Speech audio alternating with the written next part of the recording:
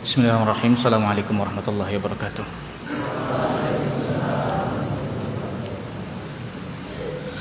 Alhamdulillah wassalatu wassalamu ala Rasulillah wa ala alihi wa ashabihi man tabi'ahum bi ihsanin ila yaumiddin, amma ba'd. Kaifa halukum ayyuhat talabah? Insyaallah. Bil lugha al-arabiyyah bin Indonesia.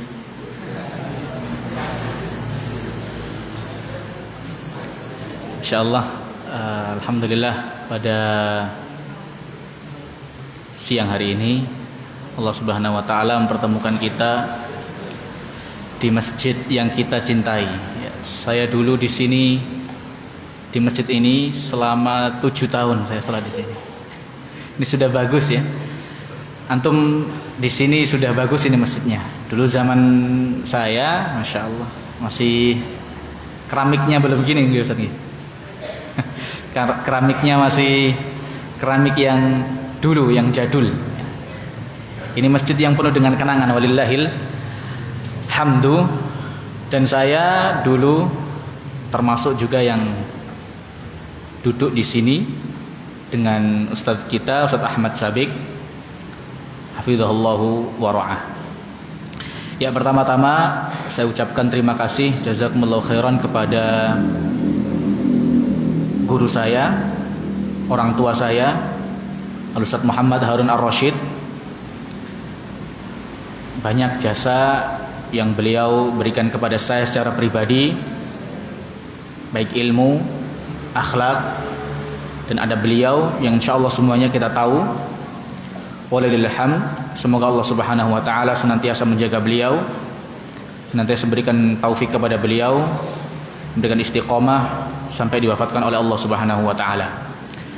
Dan ada juga guru-guru saya di sini, Ustaz Somin, insyaallah bidahullahu taala, ada Ustaz Nasiruddin, yang insyaallah semua adalah guru dan orang tua kami di sini.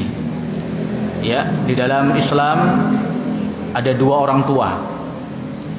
Ada yang pertama adalah orang tua fin nasab, orang tua dari jalur nasab, dan yang kedua adalah orang tua dari sisi ilmu. Dan para ulama menjelaskan orang tua dari sisi ilmu lebih utama dibandingkan orang tua dari sisi nasab, karena kebanyakan orang tua dari sisi nasab mereka hanya memberikan materi kepada kita, memberikan makan kepada kita, memberikan pakaian kepada kita, sehingga kita bisa tumbuh dewasa. Tetapi orang tua dalam sisi ilmu ini yang membentuk jiwa kita, membentuk karakter kita, membentuk ibadah kita, yang mengajarkan kepada kita ilmu yang benar, yang insya Allah dengan ilmu tersebut kita bisa beribadah dengan benar. Karena kalau kita jumpai sekarang, masya Allah, bukan hanya kerusakan moral, akhlak, bukan, tetapi terkadang yang dianggap baik, dianggap itu baik, sekarang banyak kerusakan. Maka antum di sini bersyukur kepada Allah Subhanahu wa taala, diajarkan bagaimana beribadah dengan benar. Bagaimana antum diajarkan menyembah Allah dengan cara yang benar. Bagaimana antum diajarkan bagaimana ibadah kepada Allah dengan niat yang benar. Subhanallah, itu nikmatnya luar biasa, yang kalau kita sudah dewasa nanti akan tahu tentang pentingnya nikmat tersebut. Maka saya di sini hanya sekedar memenuhi perintah guru saya, ya, perintah dari Ustadz saya, Ustadz Muhammad Harun Ar-Rasyid, untuk diminta menyampaikan materi. Sebenarnya materi bukan materi ya, tapi kita sekedar sama-sama belajar, memurojaah kembali materi yang pernah atau sering dan terus disampaikan oleh guru-guru kita. Mungkin antum sudah sering mendengar yang disebut dengan kitab Ushulul Tsalatsah. Ada yang sudah pernah dengar? Ada yang sudah pernah belajar? Di pondok pakai kitab apa? Masih kitab tauhid ya? Kitab tauhid karya saya Soleh Fauzan. Nggih. Baik. Insyaallah pada kesempatan kali ini saya mohon izin Ustaz, para asatidz yang orang di sini sebagai ustaz-ustaz saya dan orang tua saya untuk sekedar sama-sama ngajak santri untuk murojaah. Sama-sama ngajak santri untuk murojaah terhadap materi-materi yang pernah disampaikan oleh guru-guru kita semua. Ya, tema kita pada siang hari ini adalah 3 landasan utama dalam agama Islam. 3 landasan utama di dalam agama Islam. Saya mengambil materi pada siang hari ini dari kitab yang ditulis oleh Syekhul Islam Muhammad bin Abdul Wahhab At-Tamimi rahimahullahu taala, yang dikenal dengan kitab Al-Usulu As-Salasatu. Antum bisa baca kitabnya Al-Usulu As-Salasatu. Jadi kalau dibaca Al-Usulu As-Salasatu, i'rabnya apa? Faslur Rabi', aina faslur Rabi'? Taib, al-usulu as-salasatu ma ya'rabuha. Eish? Na'at man'ud, ma taqdiruha.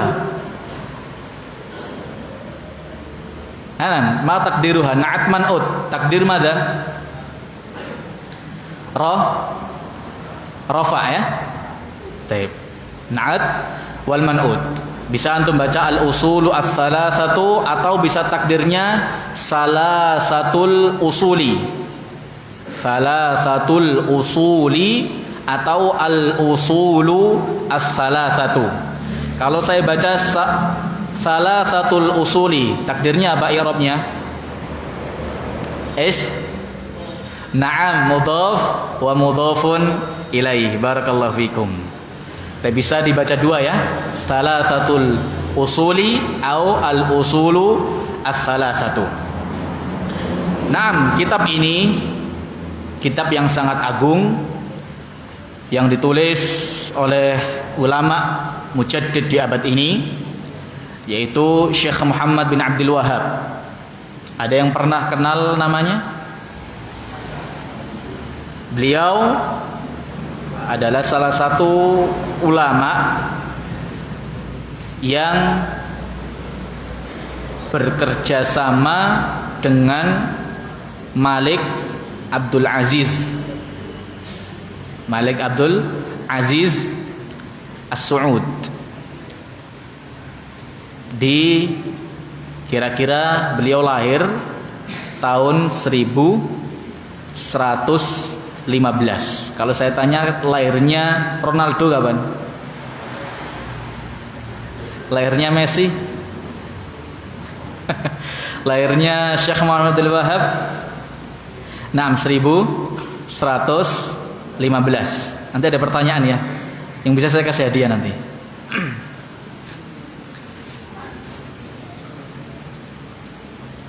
Banyak kitab yang ditulis oleh beliau. Ada kitab Salasatul Usul, ada kitab Kasyfus Syubuhat, ada kitab Tauhid ya, yang sering dikaji oleh asatidzah kita seperti Syekhuna Al-Ustaz Abdurrahman Hadi juga membahas kitab At-Tauhid karya Syekh Muhammad bin Abdul Wahhab.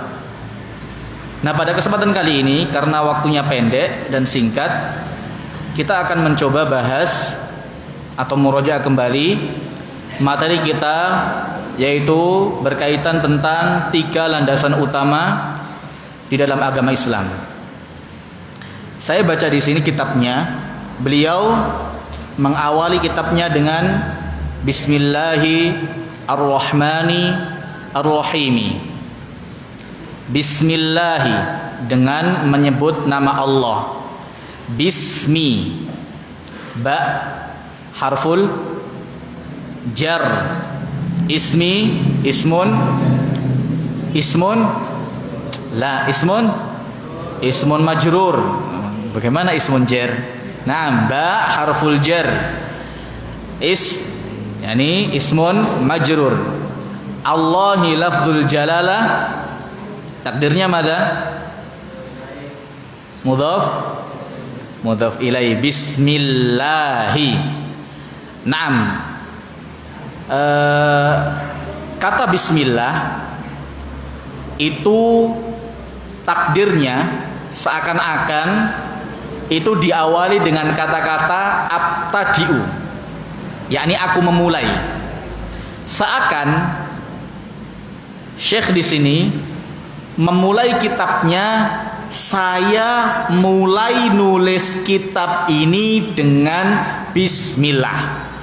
Jadi kalau ada kata-kata bismillah, ba isti'anah, ba-nya itu dalam bentuk meminta pertolongan. Tetapi sebelum ba ada kalimat yang dibuang. Apa takdir dari kalimat yang dibuang itu? Kalimat yang dibuang itu takdirnya adalah abtadi'u, saya memulai. Jadi kalau antum mau makan, baca apa? Bismillah. Takdir dari kata bismillah apa sebelumnya yang dibuang? Saya mulai makan dengan menyebut nama Allah. Misalnya mau pakai pakaian, apa doanya?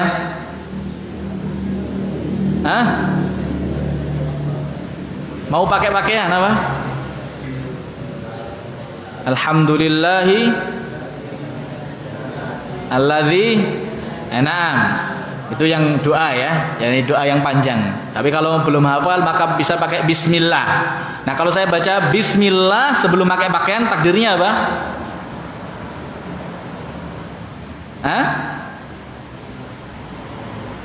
Gimana ini? Mana faslu asadis? Taib. Kalau saya bilang saya mau pakai pakaian kemudian saya baca bismillah, berarti seakan-akan saya mengatakan apa? Saya mulai pakai pakaian dengan bismillah. Misalnya saya mau nulis surat atau mau nulis pesan WA misalnya atau SMS, maka saya tulis bismillah. Mas, tolong nanti belikan pulpen misalnya. Maka saya memulai tulisan ini dengan bismillah. Itu takdir dari kata bismillah. Sekali lagi ba-nya baul isti'anah. Takdirnya adalah saya memulai nulis kitab ini dengan bismillah. Mengapa Syekh di sini menggunakan atau mulai nulis kitabnya dengan bismillah? Ada beberapa sebab dan alasan. Yang pertama, tabarrukan bismillah. Sebab kenapa Syekh menggunakan kata bismillah di awal kitabnya, karena bertabarruk. Ma makna tabarruk? Ma makna tabarruk? Dia terdiri dari fi'il apa? Tabarruk, tabarraka, yatabarraku, tabarrukan, mutabarrikun. Tasrifnya bagaimana? Dia fi'il apa? Ajwaf, naqis, misal. Nanti dimurajaah kembali ya tentang bahasa Arabnya. Jadi tabarraka yatabarraku ai tolabul barakah, meminta berkah. Jadi kita meminta atau Syekh di sini meminta berkah terhadap tulisannya ini dengan menggunakan kata apa? Bismillah. Jadi antum misalnya kalau mau makan menggunakan kata bismillah, yang pertama sebabnya apa kok antum pakai kata bismillah? Sebab yang utama apa? Meminta barokah agar makanannya diberkahi oleh Allah Subhanahu wa ta'ala. Nah sekarang kata barokah sendiri ma makna? Taib, al-barokah lahu maknayan atau laha maknayan. Dia punya dua makna. Kalau saya katakan barokah, apa arti dari kata barokah? berkah. Ya, terjemahannya itu ya, bukan makna. Barokah diterjemahkan apa? Berkah. Nah, kalau kita tahu berkah, sekarang apa sih maksud dari berkah itu? Ada dua makna. Yang pertama, ziyadatul khair, yaitu tambahan kebaikan. Al-barakah makna hal-ula ay ziyadatul khair, tambahnya kebaikan. Contoh, semoga makanan ini mendapatkan berkah. Maksudnya apa? Makanan ini mendapatkan tambahan kebaikan. Kebaikannya berupa apa? Banyak. Dengan makan tambah sehat. Dengan makan ibadahnya tambah kuat. Dengan makan murojaahnya tambah lancar, hafalannya tambah cepat, dan seterusnya. Itu maksud dari apa? Al-barakah. Ay makna al-ula maknaha ziyadatul khairi. Al-makna tsani ay thubutul khair, tetapnya kebaikan.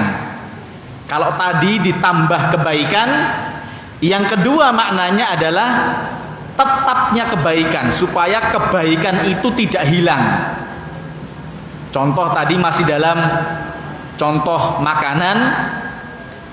Bismillah, saya meminta berkah kepada Allah. Maksudnya dari berkah makanan apa? Kebaikan yang Allah berikan dalam makanan tersebut tidak Allah cabut. Tidak Allah cabut. Karena Allah memberikan barokah bagi siapa yang Ia kehendaki, sekaligus Ia pula yang mencabut barokah dari siapa yang Ia kehendaki. Ayatnya insya Allah sering kita dengarkan. Di dalam surah Ali Imran Allah berfirman, Qulillahumma malikal mulki tu'til mulka man tasha wa tanzi'ul mulka mimman tasha. Allah yang memberikan kerajaan, memberikan kebaikan bagi siapa yang Ia kehendaki. Wa tanzi'ul mulka mimman tasha, dan Allah pula yang mencabut barokah, mencabut keberkahan itu dari siapa yang Ia kehendaki. Berarti makna barokah kalau kita komparasikan dengan makna yang kedua adalah agar nikmat barokah tersebut tidak dicabut oleh Allah. Karena Allah berhak mencabut nikmatnya. Mungkin awalnya dikasih nikmat, kemudian dia tambah berbuat dosa dan maksiat, dicabut nikmatnya. Atau ketika dia ditambahkan nikmat, awalnya taat, kemudian jadi kurang taat, dicabut nikmatnya. Kenapa? Karena Allah sayang kepada kita, supaya tidak apa? Larut dalam urusan dunia sehingga lupa dalam urusan al-ibadah. Taib, itu makna bismillah, sebab penulis menggunakan kata-kata bismillahirrahmanirrahim. Apa sebabnya?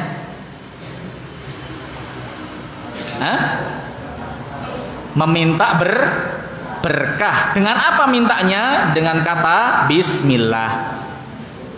Taib, selanjutnya apa makna barokah? Ya, ini kita seperti belajar di kelas saja. Ma makna al-barakah?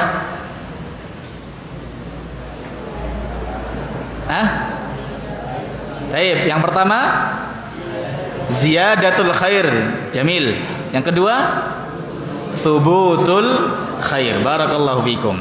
Taib, sebab yang kedua, kenapa kok Syekh menggunakan kata bismillah sebelum beliau menulis kitabnya? Yang kedua adalah iqtidaan bin Nabi sallallahu alaihi wasallam. Sebab yang kedua adalah mencontoh Rasulullah sallallahu alaihi wasallam. Rasulullah dulu, kalau antum belajar sirah atau belajar tarikhul Islam, akan belajar tentang ghazawat, yaitu peperangan Nabi sallallahu alaihi wasallam. Nah, ketika Rasulullah Shallallahu Alaihi Wasallam selesai atau sebelum menaklukkan kota Makkah di perjanjian atau yang terkenal dengan Sulhul Hudaybiyah, maka ada perjanjian damai antara kaum musyrikin dan kaum Nabi Shallallahu Alaihi Wasallam pada waktu itu selama 10 tahun. Ya, masih ingat ya? Nah, ketika terjadi perjanjian damai tersebut, Rasulullah manfaatkan untuk ngirim surat ke raja-raja. Misalnya ke Raja Persia, misalnya ke Raja Romawi. Nah, setiap kali Rasulullah ngirim surat, maka Rasulullah Shallallahu Alaihi Wasallam memulai tulisan atau memulai suratnya dengan kata-kata apa? Bismillah. Bismillahirrahmanirrahim. Min Muhammadin Rasulillahi sallallahu alaihi wasallam ila azimir Rum aslim taslam fa in fa'alta dzalika falaka wa illam taslam fa innama alaika ithmul arisiyin. Wahai, atau dengan menyebut nama Allah Subhanahu wa ta'ala yang Maha Rahman, yang Maha Rahim, dari Muhammad hamba Allah dan Rasulnya dan utusannya kepada pembesar Romawi. Maksudnya apa? Raja Romawi. Masuklah kamu ke dalam Islam, kamu akan selamat dan kamu akan mendapatkan pahala rakyatmu. Tetapi sebaliknya, kalau kamu nggak mau Islam atau nggak mau masuk Islam, maka kamu akan menanggung dosa seluruh rakyatmu. Subhanallah. Ini surat Nabi Shallallahu Alaihi Wasallam kepada para raja. Sehingga Syekh di sini memulai kitabnya, sebab yang kedua adalah dengan tujuan ittiba', yaitu mencontoh yang ditulis atau yang dilakukan oleh Nabi Sallallahu Alaihi Wasallam. Yang ketiga, sebab kenapa Syekh di sini menggunakan atau mengawali kitabnya dengan Bismillah, yaitu mencontoh kitab yang paling mulia di atas muka bumi, yaitu apa? Al-Quran Al-Karim. Di dalam Al-Quran, setiap awal surat diawali dengan apa? Basmalah. Kecuali surat apa? Surat At-Taubah atau surat Baro'ah. Sebabnya apa kok di At-Taubah tidak ada bismillahnya? Ada yang tahu? Tapi siapa yang tahu saya kasih hadiah.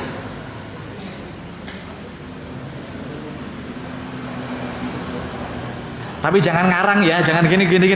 Yang tahu beneran, yang tahu insyaallah kita kasih hadiah. Sebabnya apa di surat Baro'ah kok tidak ada basmalahnya? Ini pelajaran saya dulu ini sama Ustaz Harun. Akhi, fadhal. Ya, enggak apa-apa.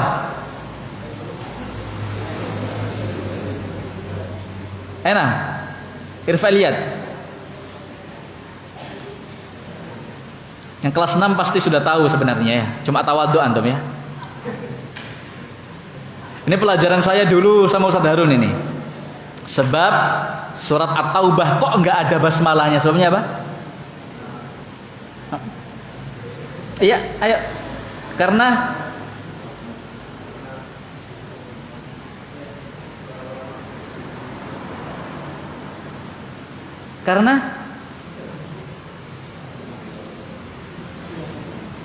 ayo.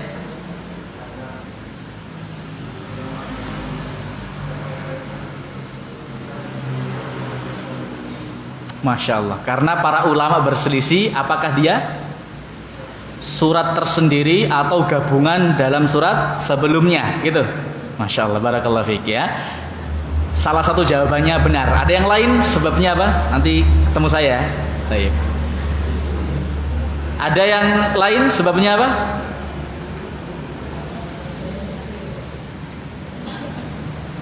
Tapi di antara sebabnya, kalau kita baca surat sebelumnya, surat apa sebelum At-Taubah? Al-Anfal. Al-Anfal itu ceritanya tentang apa? tentang peperangan. Surat At-Taubah tentang apa?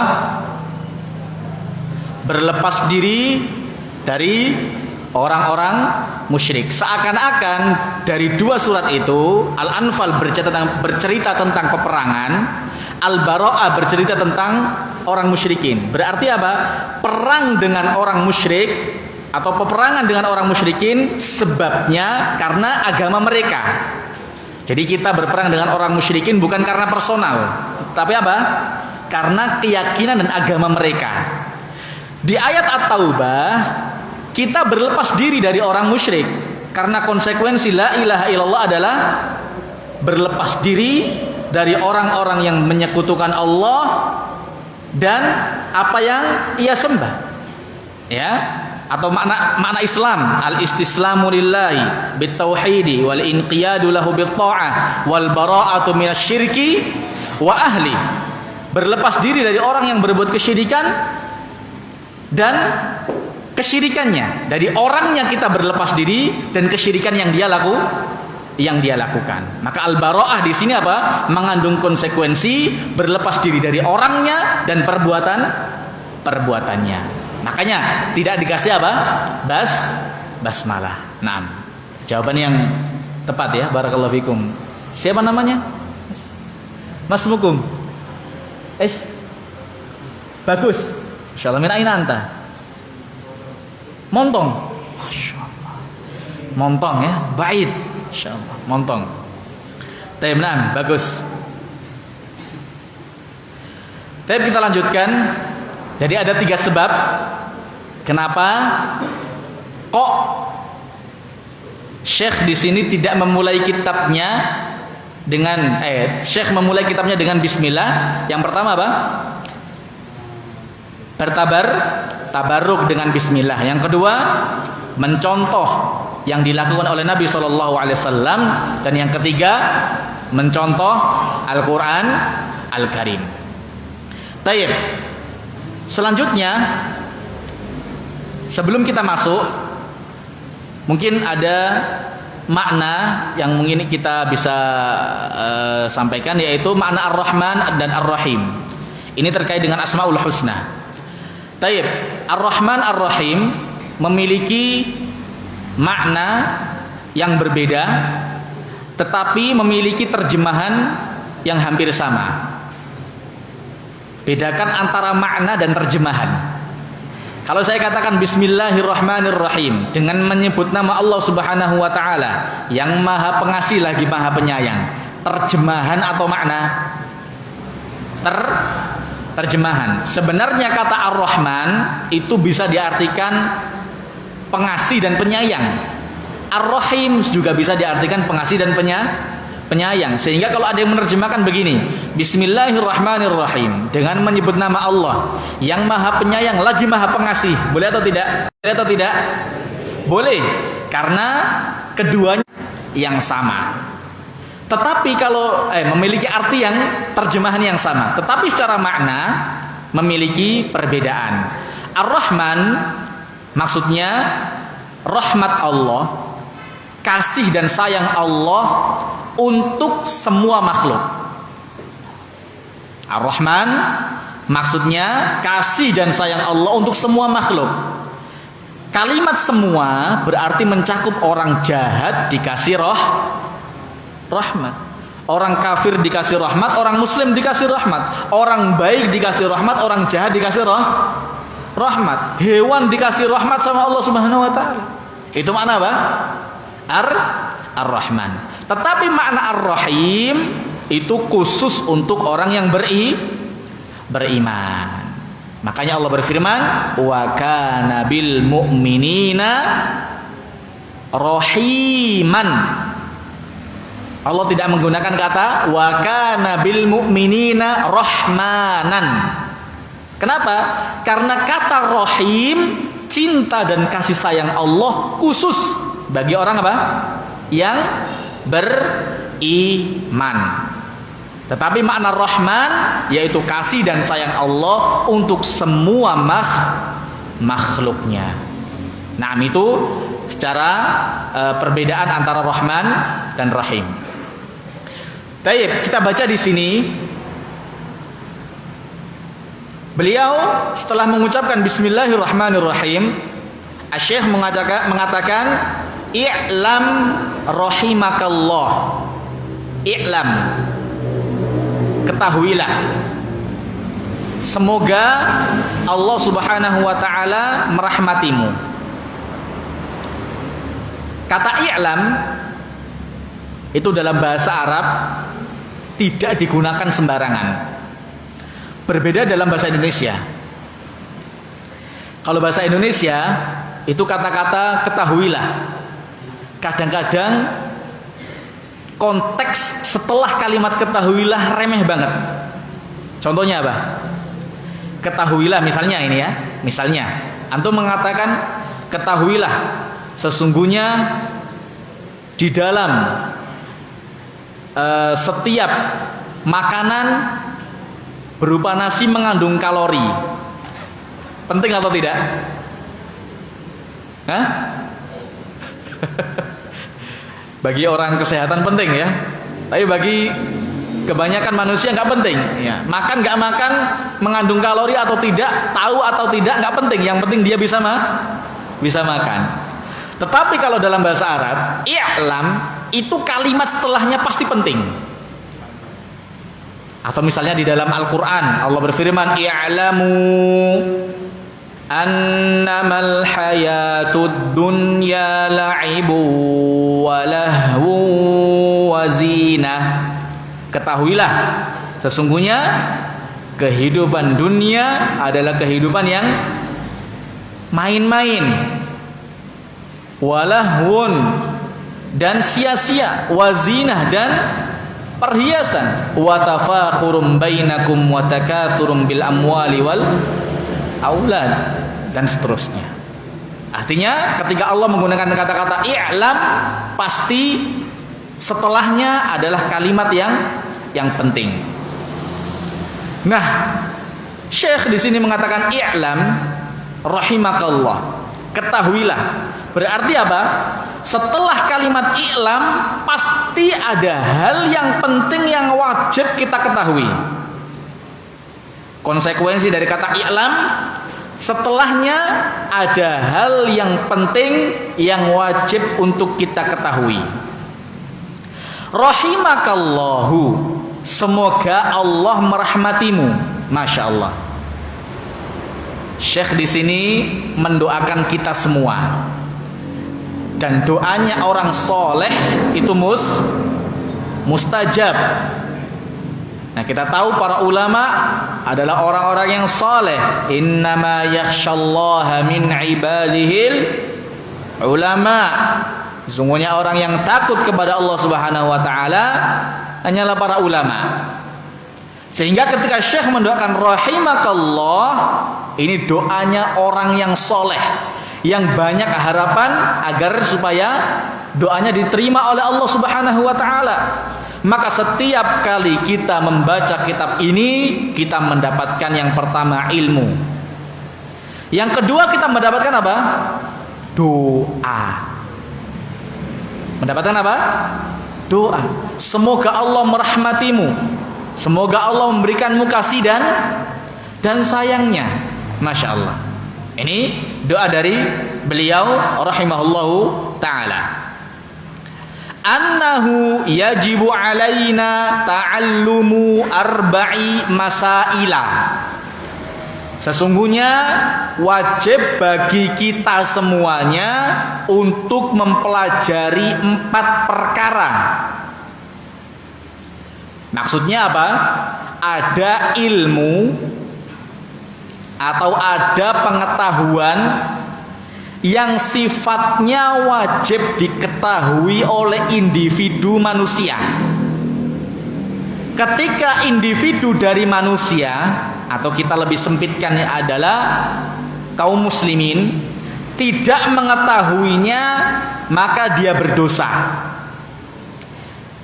Ada yang kedua, pengetahuan atau ilmu yang tidak harus diketahui oleh setiap individu muslim, Tetapi cukup satu masyarakat, di sebuah masyarakat satu orang yang mengetahui, atau dari sebuah kelompok satu orang yang mengetahui, atau satu kecamatan, satu daerah satu orang yang mengetahui, itu cukup.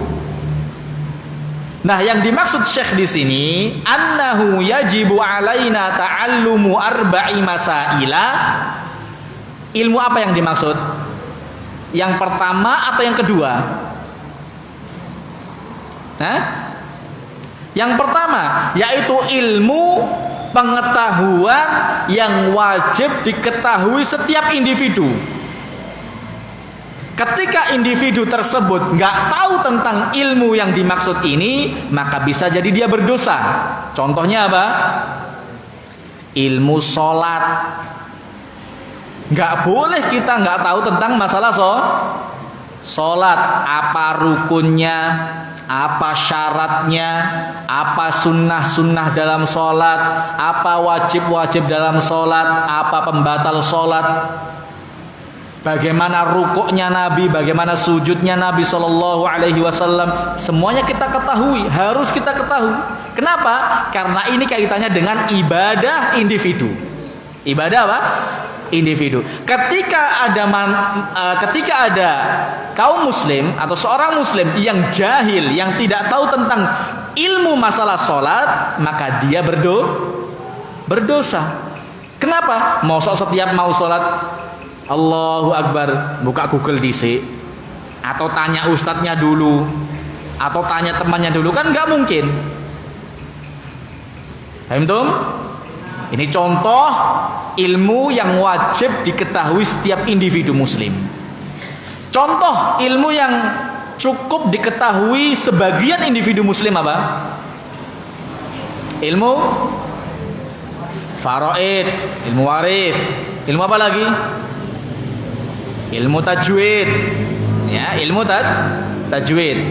Ilmu tajwid ini didefinisikan oleh para ulama adalah ilmu yang dipelajari untuk memperindah bacaan Al-Quran, dan hukumnya fardu kifayah. Hukum mempelajarinya fardu kifayah, tapi praktek bacaan yang benar hukumnya fardu ain. Paham nggak maksudnya? Belajar tajwid itu hukumnya fardu kifayah.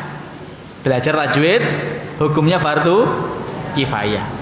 Tetapi membaca Al-Quran sesuai dengan tajwid yang benar fardu ain. Kira-kira ada kontradiksi atau tidak? Maksudnya begini, kadang-kadang orang itu pernah belajar, misalnya antum pernah belajar tajwid. Di dalam ilmu tajwid ada ahkam, ya, ada hukum-hukum tentang tajwid, idgham, iqlab, kemudian izhar, ikhfa, dan seterusnya. Itu dipelajari dalam ilmu tajwid. Nah, istilah-istilah itu terkadang orang itu nggak tahu. Wah, misalnya kalimat an'amta alaihim, apa hukum bacaannya? Nggak tahu ya. Misalnya an'amta alaihim, nggak tahu istilahnya, tetapi loh bacanya kok benar. Iya, karena saya pernah dengar ada orang baca demikian. Nah, ini yang dimaksud hukum mempelajari untuk mengetahui ini izhar, ini ikhfa, ini idgham, itu hukumnya fardu kifayah. Tetapi praktek baca yang benar adalah fardu ain. Antum nggak boleh baca an'amta alaihim menjadi amta, nggak boleh. Ya, meskipun tidak tahu namanya, tidak tahu istilah ilmunya, tetapi wajib membacanya dengan benar. Baik, kita kembali kepada pembahasan bahwasanya kita wajib mempelajari 4 ilmu. Apa 4 ilmu yang wajib dipelajari setiap muslim? Al-ula, ai al-mas'alatul ula, al-ilmu. Ya, kita wajib mempelajari ilmu. Apa ilmu itu sendiri? Wa huwa ma'rifatullahi wa ma'rifatu nabiyhi wa ma'rifatu dinil islami bil adillah. Ilmu itu sendiri mencakup 3 perkara yang kita sebut dengan apa tadi? 3 landasan utama dalam Islam, atau bisa dibahasakan 3 landasan utama dalam ilmu. Yang pertama, ilmu tentang Allah Subhanahu wa taala. Kita wajib untuk mempelajari siapa zat yang kita sembah. Kita wajib mempelajari Asmaul Husna, mempelajari tentang sifat-sifat Allah Subhanahu wa taala, agar benar-benar tatkala kita ini beribadah, kita mantap. Orang itu kalau melakukan sesuatu, kemudian dia tidak tahu tujuan dari sesuatu tersebut, atau hakikat sesuatu yang dia kerjakan, biasanya males. Biasanya apa? Males. Contohnya ini. Misalnya ada orang tua ngomong kepada anaknya, "Nak," atau antum ibunya ngomong, "Nak, tolong keluar dari rumah, Nak." "Kemana, Bu?" "Ya sudah, keluar saja, yang penting jangan di rumah." Bingung nggak antum arepe nang ndi? Hah? Nggak tahu tujuannya. Nggak tahu sing dituju itu apa. Apa yang diinginkan oleh ibu itu nggak tahu.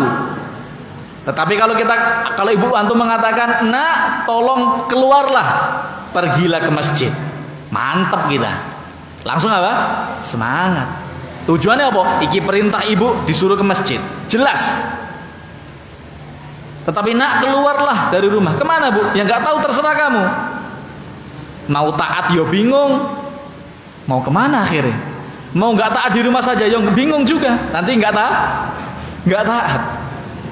Maka tatkala kita beribadah kepada Allah, wajib kita mengetahui hakikat Allah, zat Allah Subhanahu wa taala. Siapa Allah Subhanahu wa taala? Man Rabbuna. Karena itu nanti yang akan ditanyakan oleh malaikat tatkala kita dalam kubur. Man Rabbuka. Makanya dalam Islam itu ada 2 yang harus diperhatikan tatkala ibadah.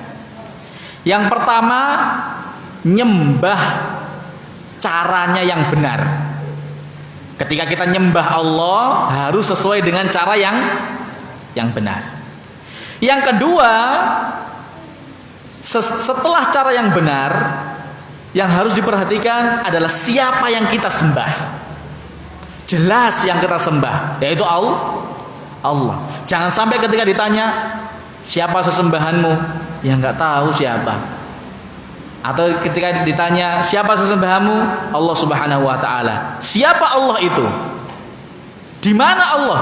Nggak tahu. Oleh karenanya kita wajib untuk mengetahui siapa Allah Subhanahu wa taala, mempelajari tentang hakikat Allah Subhanahu wa taala, agar ketika kita beribadah kepada Allah Subhanahu wa taala menambahkan apa?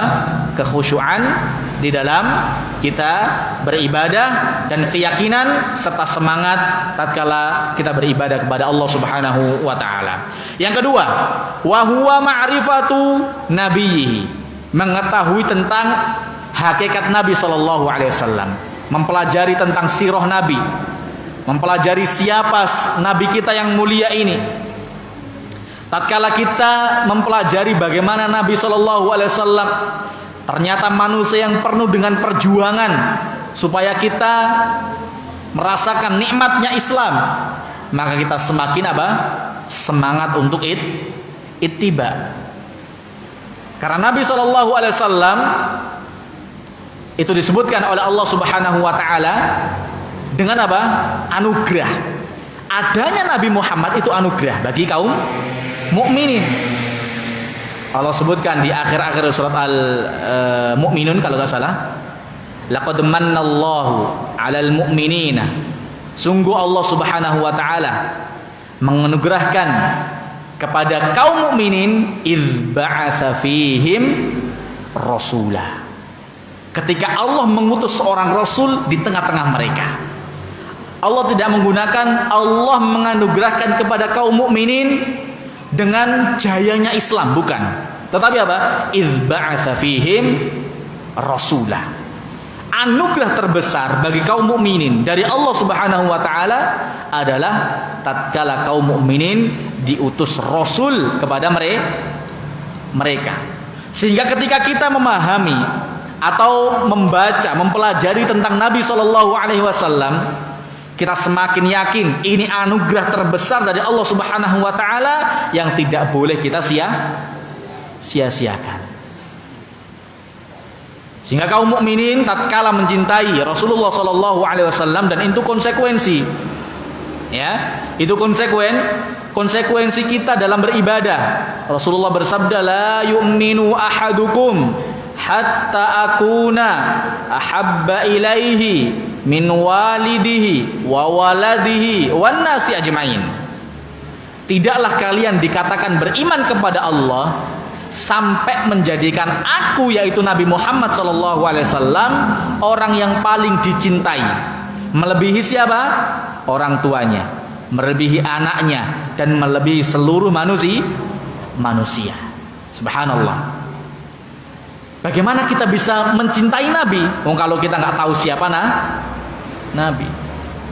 Maka perlu untuk kita mempelajari sirah Nabi, mempelajari tarikh Islam.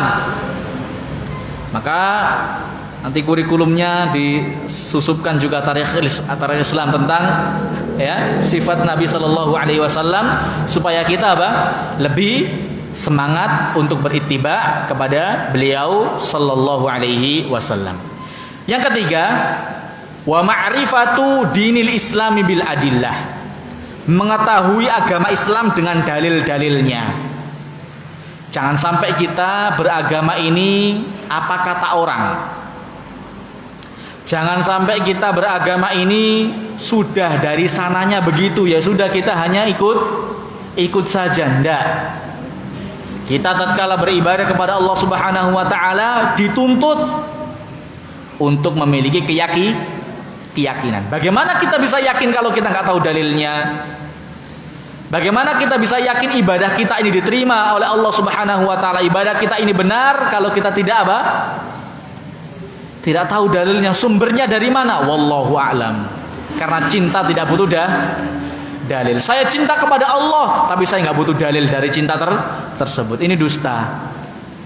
Ini kalimat dusta. Ini syubhat, ya. Ini syubhat.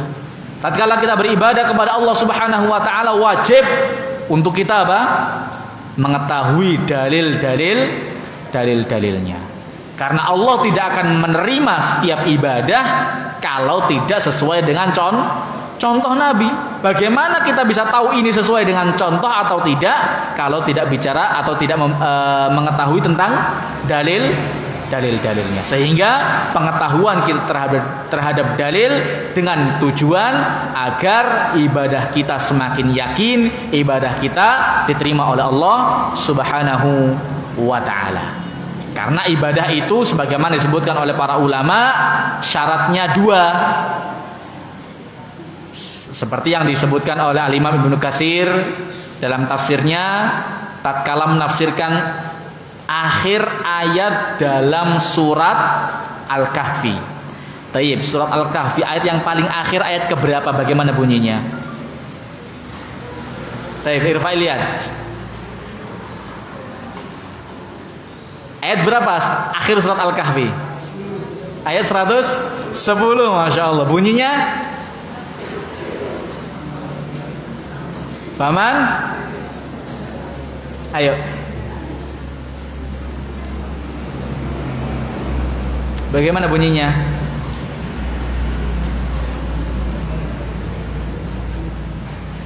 Ayo sih. Bagus. Bunyinya apa ayat akhir surat Al-Kahfi?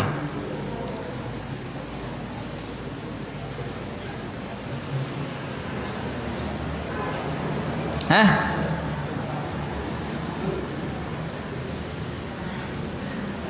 Ayo yang lain.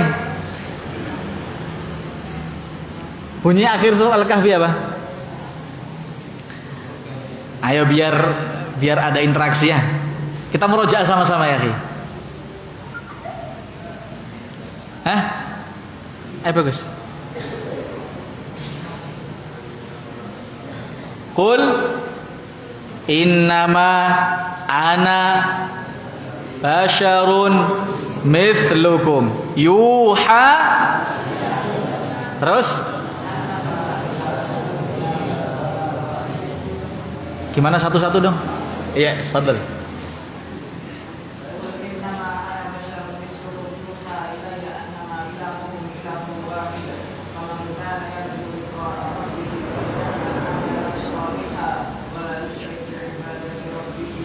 Masya Allah, barakallahu fiikum, zadakallahu ilman wa khirsan ya akhi.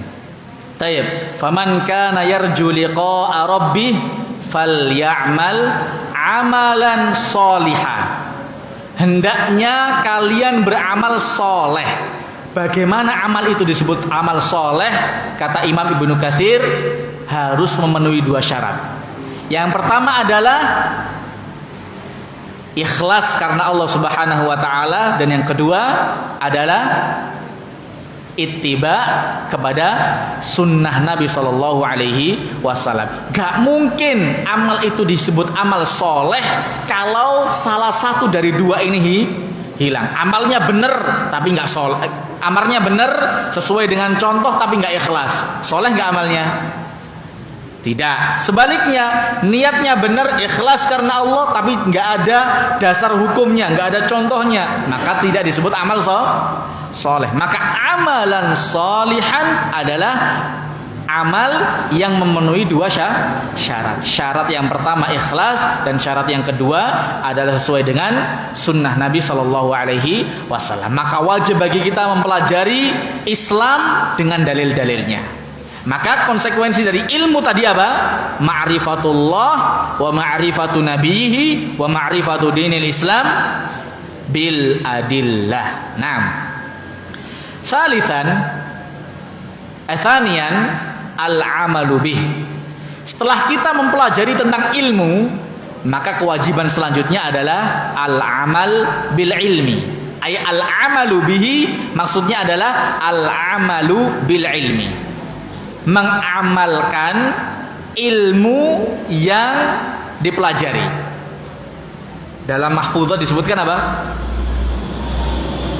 Al-ilmu bila samarin kasyajari bila samarin. Itu bukan hadis ya. Itu bukan hadis, itu mahfuzat ya, yang kita hafal di kelas 1 ya, betul? Taib, al-ilmu bila amalin kasyajari bila samarin. Ya, antum tahulah kalau ada pohon sudah dirawat, dipupuk, terus ketika sudah gede nggak ada buahnya, ngenes nggak kita? Hah? Sakit nggak hati?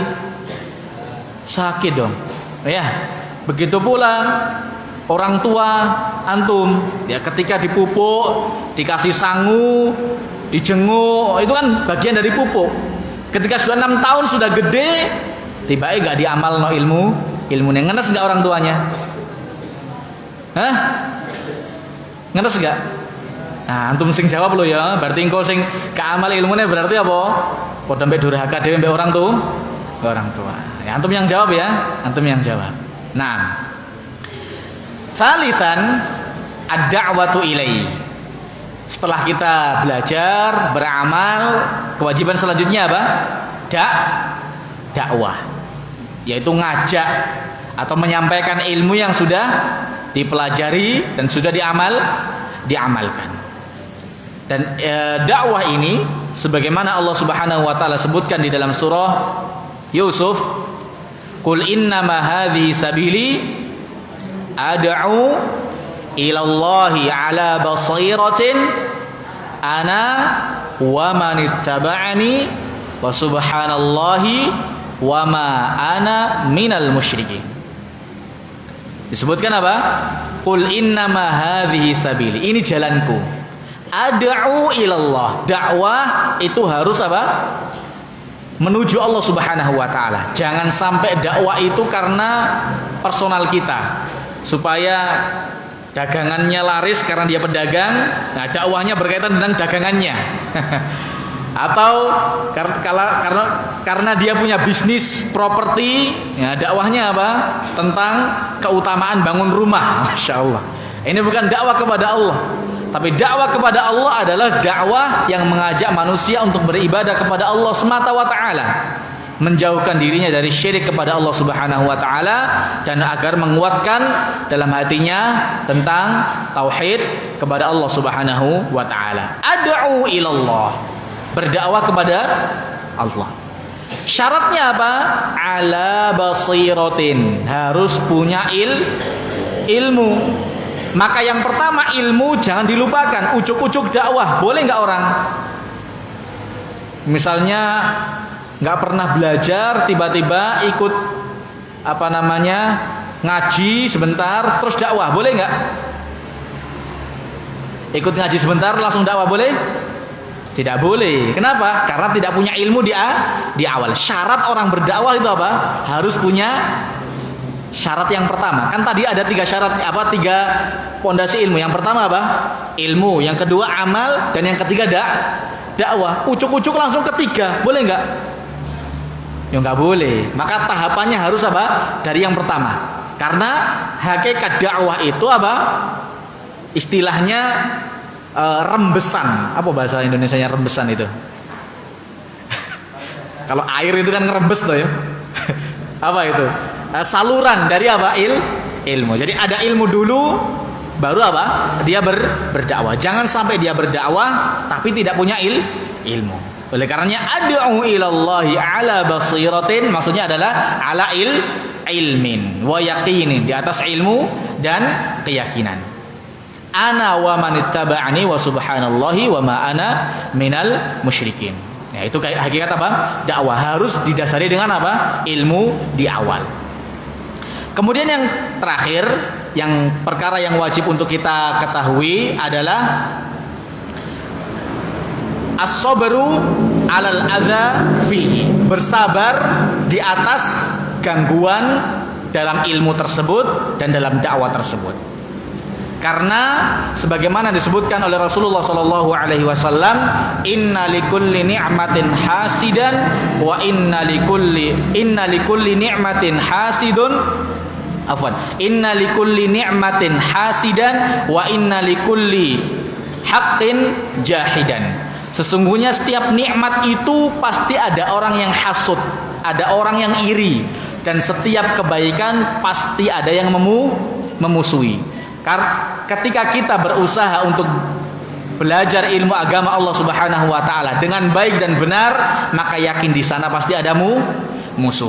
Maka ketika kita sudah mengetahui pasti ada musuh nanti ke depannya, maka yang harus dipahami adalah as-sabru 'alal adza fihi, maka wajib untuk bersabar atas gangguan terhadap ilmu dan terhadap dakwah yang kita laksanakan.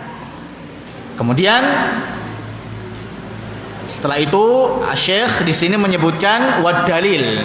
Ya, tadi kan disebutkan ya, agama Islam dengan dalil mempelajarinya. Nah, statement atau pernyataan Syekh di sini dari awal sampai akhir tadi, dari i'lam rahimakallah sampai kalimat was-sabru 'alal adza fihi, beliau mengatakan dalilnya adalah seakan-akan beliau mengatakan ucapanku di atas, ucapanku sebelumnya punya landasan hukum, punya dalil, punya argumentasi. Apa argumentasinya? Firman Allah di dalam surat Wal Asri atau surat Al-Asr. Allah berfirman, Wal Asri innal insana lafi khusr illa alladhina amanu wa amilus solihati wa tawasaw bil haqqi wa tawasaw bis sabr. Wal Asri. Wawu di sini wawul apa? Wawul qasam. Bukan wawul atfi ya. Wawul atfi atau wawul qasam? Wawul qasam. Baik. Al-qasam laha adawat. Adawatul qasam ada berapa? 1 wa. Yang kedua? Ayo, sofur faslu as-sadis. Adawatul qasam. Ini pelajaran Ustaz Harun juga loh. Dulu saya juga diajari ini sama Ustaz Harun. Yang pertama adawatul qasam wawu wal asri. Yang kedua ba. billahi, bil asri. Yang ketiga tallahi. Ya, demi apa? Demi Allah. Bisa pakai wallahi, billahi, tallahi. Terus apa lagi? Ada berapa? Seingat saya ada 3. Betul Ustaz ya? Atau ada 4? Ada 3 ya? Insya Allah ada 3. Yang huruf ya? Nah, yang huruf ada 3. Wallahi, billahi, wa tallahi. Nah, Allah menggunakan wal asri, demi waktu asar. Ingat, setiap yang Allah Subhanahu wa taala gunakan sebagai sumpah, pasti makhluk tersebut adalah makhluk yang mulia. Ini kaidah. Allah tidak mungkin bersumpah kecuali bersumpah dengan makhluk kecuali makhluk tersebut memiliki keutamaan. Wal asri, demi waktu asar. Waktu asar, masya Allah, waktu yang sangat mulia dan waktu yang sangat diagungkan oleh Allah Subhanahu wa taala. Sampai-sampai Rasulullah sallallahu alaihi wasallam bersabda, "Innakum satarawna rabbakum yaumal qiyamati kama tarawnal qamara lailatal badri." Sesungguhnya kalian besok di hari kiamat akan melihat Rabb kalian sebagaimana kalian melihat rembulan saat lagi purnama. La tudammuna fi ru'yati. Bukan bentuknya Allah seperti rembulan, bukan. Tetapi cara kalian melihat Allah itu seperti melihat rembulan. Bagaimana? Kalian tidak akan berdesak-desakan. La tudammuna fi ru'yati. Kalian enggak akan desek-desekan melihat Allah Subhanahu wa taala. Kemudian Rasulullah mengatakan, fa in istata'ta an la tughlaba 'alaikum salatun qabla tulu'il fajr wa qabla ghurubiha faf'alu. Kalau kalian mampu untuk tidak luput dari kalian salat sebelum tulu fajar, yaitu salat subuh, wa qabla ghurubiha, dan sebelum tenggelamnya fajar, yaitu salat asar, maka lakukanlah. Nah, ini menunjukkan akan keutamaan salat asar, sehingga seakan-akan Nabi SAW mengatakan pahala salat subuh dan salat asar adalah nanti mendapatkan nikmat ru'yatullah, yaitu mendapatkan nikmat apa? Bisa melihat Allah Subhanahu wa taala di hari kiamat. Innal insana lafi khusr. Kemudian Allah berfirman, sesungguhnya manusia dalam kerugian. Inna. Ada kata-kata apa? Inna. Kemudian ditambahkan apa? Lafi. Inna itu maknanya apa? Sesungguhnya. Ada wat mada. Ada watut taukid, ya. Inna, sesungguhnya. Lafi ditambahkan apa? Lamnya juga lam taukid. Sesungguhnya manusia benar-benar. Kalau diterjemahkan dalam bahasa Indonesia, sesungguhnya manusia itu benar-benar. Jadi ada 2 penekanan dalam kerugian. Illalladzina amanu. Allah di sini menggunakan kata-kata apa? Al-insan, ada alif lamnya. Berarti apa? Mencakup seluruh manusia. Manusia yang kaya maupun yang miskin, yang ganteng maupun yang kurang ganteng. Manusia yang memiliki jabatan ataupun manusia yang tidak punya jabatan, semuanya masuk dalam kategori apa? Lafi khusrin. Illalladzina amanu, kecuali orang-orang yang beriman dari manusia tersebut dan beramal soleh dan bertawasau bil haqqi dan tawasau bis sabr, berwasiat dalam kesabaran dan berwasiat dalam kebaikan. Kemudian di sini Syekh menyebutkan waqala Syafi'i rahimahullahu taala, dan Imam Syafi'i mengatakan, "Lau ma anzalallahu hujjatan ala khalqihi illa hadhihi surata lakafatuhum." Seandainya Allah Subhanahu wa taala tidak menurunkan hujjah, argumentasi terhadap ciptaannya di dunia ini kecuali surat wal asri, maka cukup bagi mereka hujjah yang Allah Subhanahu wa taala turunkan bagi mereka. Artinya apa? Surat wal asri ini sebagai hujjah kita di hadapan Allah Subhanahu wa taala, atau hujjah Allah Subhanahu wa taala atas penciptaan kita untuk kita beribadah kepada Allah Subhanahu wa taala. Wa qala al-Bukhari, Dan Imam Al-Bukhari berkata, babun al-ilmu qabla al-qawli wal amal. Bisa dibaca babun al-ilmu. Kalau saya baca babun al-ilmu, i'rabnya apa?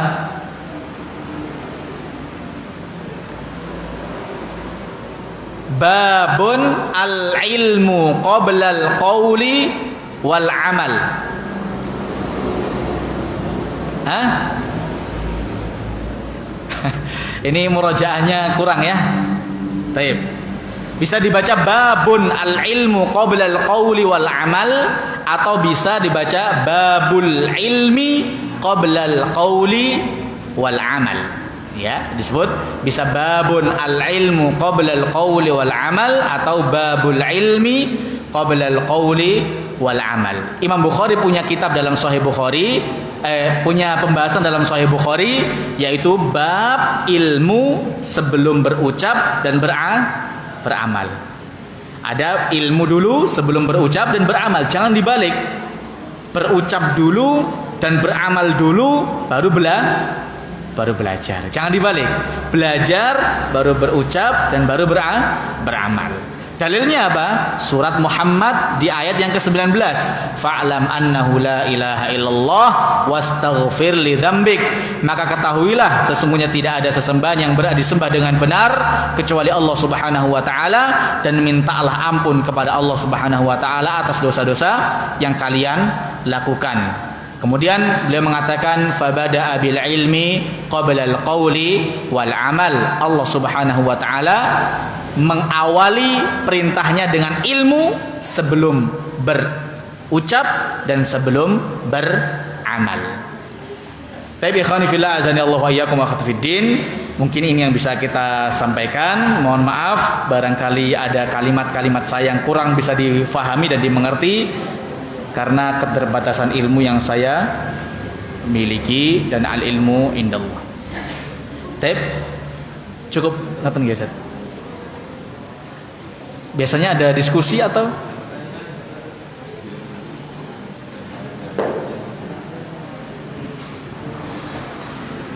kalau nggak ada yang tanyakan, saya tanya.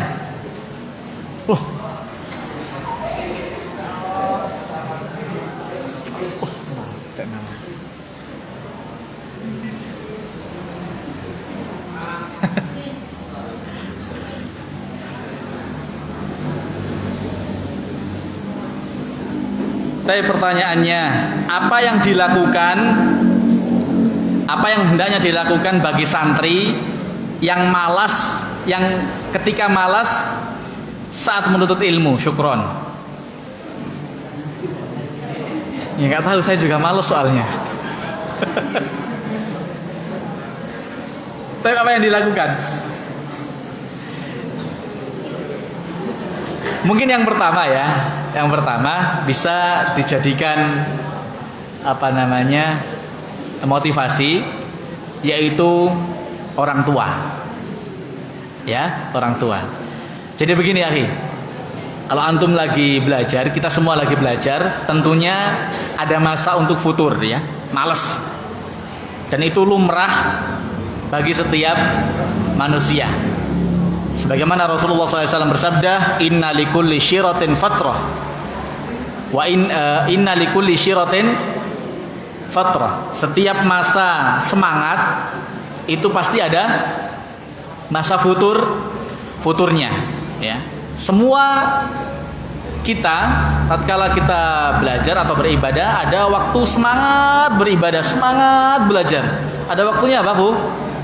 Futur. Ingat, Rasulullah pernah mengajarkan sebuah doa. Ini bisa dicatat ya doanya. Allahumma, ini salah satu tips ketika futur barangkali ya. Allahumma inni a'udzubika minal hauri ba'dal kauri.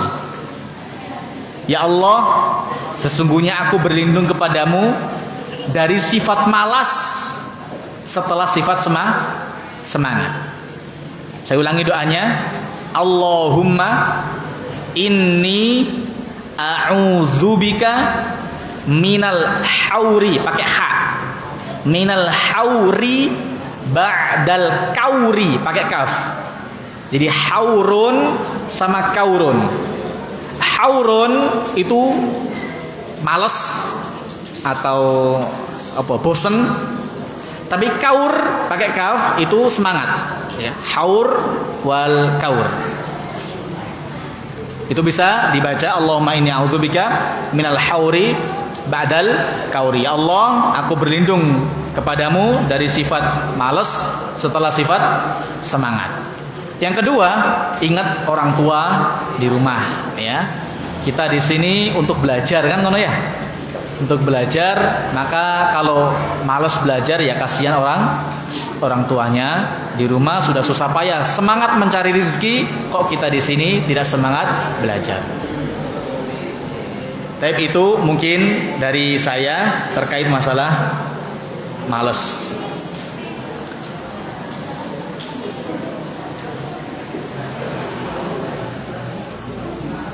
Bagaimana tahapan mempelajari ilmu? Ya, banyak para ulama menyebutkan, misalnya antum buka kitab Mutun Thalibil Ilmi. Ya, saya ulangi pertanyaannya, bagaimana tahapan belajar ya?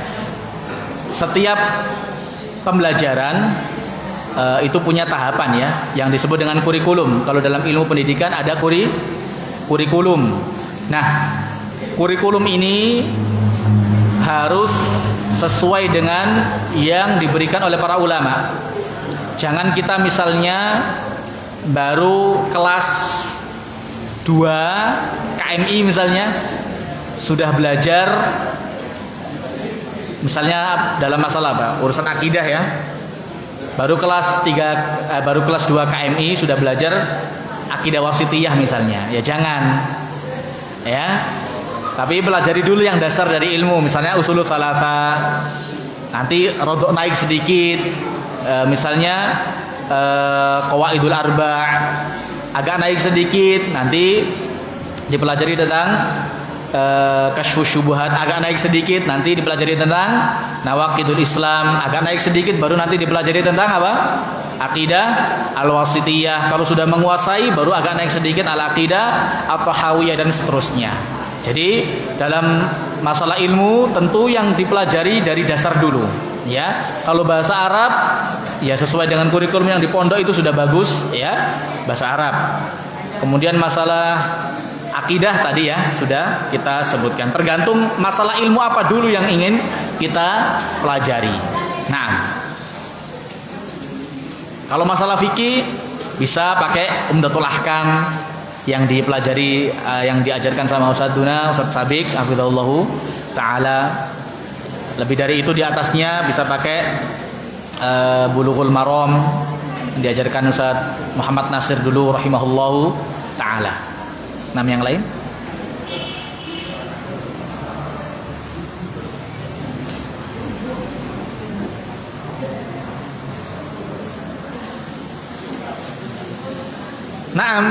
Berdoa tapi tidak dilafadzkan.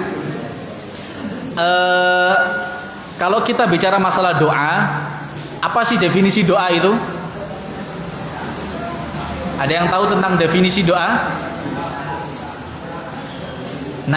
Doa itu sendiri adalah mukhatabatul abdi mir rabbih, yaitu bermunajat atau berbicara atau pembicaraan hamba kepada makhluknya. Itu disebut apa? Doa. Ada doa yang istilahnya ma'thur dari Nabi SAW. Ada yang doa sesuai dengan kebutuhan masing-masing kita. Ketika doa tersebut ya ada riwayatnya dari Nabi, ada yang ma'thur dari Nabi SAW. Misalnya seperti yang kita contohkan tadi, doa setelah makan atau doa setelah minum. Apa doanya?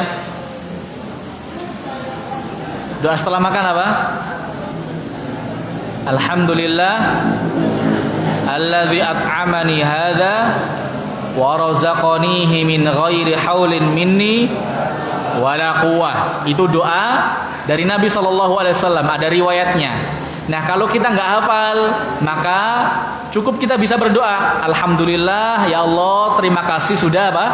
Diberikan rezeki untuk hari ini. Bisa pakai doa seperti itu. Karena hakikat doa sekali lagi mukhatabatul abdi mir rabbih, yaitu bermunajat, ngajak ngomong Allah Subhanahu wa taala dengan doa-doa yang kita panjatkan. Enggak jadi masalah ketika seseorang berdoa kepada Allah Subhanahu wa taala tapi tidak dilafatkan, karena Allah Subhanahu wa taala mengetahui, ya'lamu kha'inatal a'yun wa ma tukhfis sudur. Allah mengetahui apa yang tersembunyi dari penglihatan dan apa yang tersembunyi dalam hati manusia. Ya, artinya ketika kita punya kerentak ya, punya keinginan sesuatu, apalagi berdoa kepada Allah Subhanahu wa taala dalam hati, insyaallah Allah mengetahuinya. Nah, saya kira cukup ya untuk pelajaran kita pada siang hari ini. Sekali lagi saya ucapkan terima kasih jazakumullahu khairan kepada asatidah kami, guru-guru kami dan orang tua kami atas waktu dan kesempatannya, dan semoga Allah Subhanahu wa taala senantiasa membalas antum semuanya dengan kebaikan atas kebaikan-kebaikan yang antum berikan kepada kami saat kami masih jadi santri maupun sampai sekarang ini. Kita tutup dengan doa kafaratul majelis. Subhanakallah bihamdika wa asyhadu an la ilaha illa anta astaghfiruka wa atubu ilaik. Aqulu qawli hadza wa akhiru da'wana alhamdulillahi rabbil alamin. Wassalamualaikum warahmatullahi wabarakatuh.